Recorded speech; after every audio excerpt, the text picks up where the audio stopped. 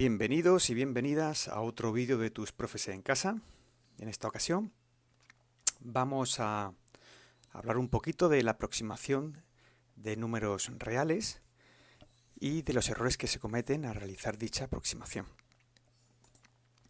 Seguro que si te hacemos esta pregunta, ¿cuál es la masa de un litro de agua? Pues tu respuesta será casi seguro que es 1 kilogramo. Pero realmente su masa es esta. Y ciertamente que al observar tantos números decimales, es probable que si cogiéramos 2 litros de agua de dos marcas diferentes, ni siquiera coincidieran en sus últimos dígitos. Si te preguntamos cuál es el valor de pi, pues lo más probable es que nos dijeras 3,14, 3,14,16 o a lo sumo 3,14,15,92, pero casi seguro que nunca nos dirías algo así. Lo que hemos hecho es dar un valor aproximado, ¿vale? Y existen dos formas de aproximar. Una es por truncamiento y otra por redondeo. Vamos a comenzar por truncamiento. Truncar significa cortar. Por tanto, esta aproximación que vamos a realizar será siempre por defecto, es decir, con un número menor que el valor real. Y lo que hacemos es tomar las cifras que nosotros consideremos y despreciar el resto de las cifras. Vamos a explicarlo con un ejemplo. Vamos a aproximar por truncamiento el número 3217,3456,7, un número muy larguito. Y lo vamos a hacer a las centésimas. Bien, para ello vamos a escribir nuestro número y vamos a localizar las centésimas. Recordemos que al lado de la coma a la izquierda siempre estará la unidad, a la derecha la décima y a la derecha la centésima. Ya tenemos localizado la centésima. Bien, pues truncar, recuerdo que significa cortar a partir de ahí. Los tres dígitos 5, 6, 7 desaparecerán y pondríamos ceros, pero realmente esos ceros no tienen ningún valor a la derecha del decimal. Por tanto, la solución de este número o de esta aproximación sería 3217,34. Vamos a poner otro ejemplito para resolver ciertas dudas que suelen aparecer en estas aproximaciones. Vamos a realizar ahora la aproximación de este mismo número, pero a las centenas. En primer lugar, tenemos que localizar la centena. La unidad la tenemos aquí, al lado de la coma, la decena sería el siguiente dígito y la centena es este. Recordemos, truncar es cortar a partir de la cifra que queremos considerar, en este caso la centena.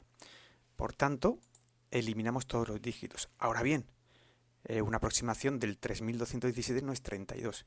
Tendríamos que colocar ceros hasta el valor de la unidad, es decir, 2 ceros en este caso, y el resultado sería 3200. Segundo método de aproximación, por redondeo. La aproximación por redondeo puede ser por defecto o por exceso, dependiendo del valor de la cifra siguiente que estemos considerando. Vamos a explicar esto con un ejemplito. Vamos a aproximar el número que veis a la décima. Por tanto, lo primero, siempre localizar dónde está la décima. Aquí tenemos la unidad y la siguiente a la derecha será la décima. Ya la tenemos localizada. Bien, ahora nos vamos a fijar en la cifra siguiente, en el 4. Y pueden ocurrir dos casos. Si ese número 4, que está en azulito, está en el primer intervalo de color verde que tenéis a la derecha, es decir, si es menor que 5, el 3 que tenemos anterior, que es el que estamos trabajando, va a quedar exactamente igual como está. Pero si esa cifra de color azul, es decir, la siguiente, está en este intervalo, es mayor o igual que 5, le sumaremos una a la anterior.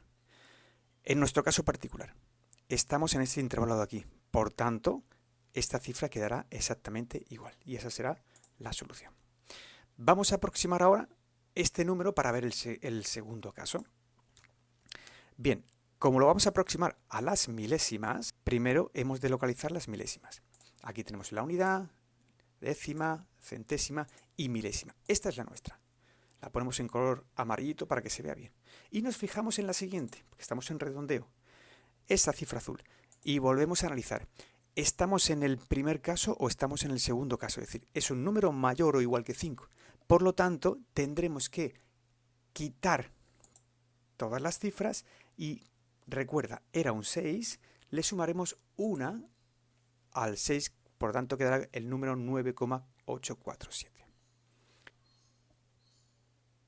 Hemos dicho al principio del vídeo que cuando hacemos una aproximación cometemos un error. Al no coincidir el número aproximado con el valor real, se estará cometiendo un pequeño error. Existen dos tipos de errores, el error absoluto y el error relativo. Empecemos por el absoluto. El absoluto es la diferencia entre la medida real y la medida que hemos aproximado. Se expresa en la misma unidad que la medida que estamos utilizando. Y se llama absoluto porque no nos interesa si es positivo o negativo ese error. Simplemente nos interesa el valor neto. En el primer ejemplo que hemos puesto, habíamos aproximado con el valor de 1 kilogramo la masa de 1 litro de agua. Si calculamos el error absoluto, recordemos la diferencia entre el valor real y el valor aproximado en valor absoluto, ¿vale? Pues nos dará este número de aquí, que lo expresamos en forma de notación científica, que es la más adecuada en este caso. El otro tipo de error, el error relativo. Bueno, pues el error relativo lo que hace es medir cuán precisa es la aproximación que hemos realizado de un número o de una medida. ¿Por qué? Yo voy a hacer la siguiente pregunta. ¿Cuándo se comete más error? Si medimos la distancia entre Murcia y Madrid, que es de 400 kilómetros, y hemos cometido un error de 100 metros, o cuando medimos la Torre Eiffel, que mide 300 metros, y hemos cometido un error de 20 centímetros. Para esto sirve el error relativo, para compararlo con la medida que estamos realizando. Vamos a analizar los dos casos con esta formulita que nos da el error relativo. Es el cociente entre el error absoluto y el valor real, y lo multiplicamos por 100 porque lo vamos a expresar en tanto por ciento. Vamos a calcular el error relativo al calcular la distancia entre Murcia y Madrid. Recordemos, cociente entre error absoluto y valor real multiplicado por 100. El error absoluto es 100. Fijaros que nos han dado como dato que se comete un error de 100 metros en la medida. Y el valor real es 400.000, porque tenemos que expresarlo en la misma unidad que el error. Son 400 kilómetros que corresponden a 400.000 metros. Bien, esto da un resultado de 0,025% y daros cuenta que no se expresa unidad. Vamos a por la altura de la Torre Eiffel. El error relativo, error absoluto partido por valor real por 100. En este caso, el error absoluto es 0,2 porque también los estamos expresando en metros. Y la altura de la Torre Eiffel 300. No tiene por qué expresarse siempre en metros todos los ejemplos. Lo que sí es condición indispensable es que esta unidad y esta unidad sea la misma. Bien, el error relativo es el 0,06%, lo que nos dice que hemos cometido menos error al aproximar la distancia de Murcia a Madrid que al aproximar la altura de la Torre Eiffel. Bueno, pues esto es todo. Espero que os sirva para aclarar conceptos y nos vemos en próximos vídeos.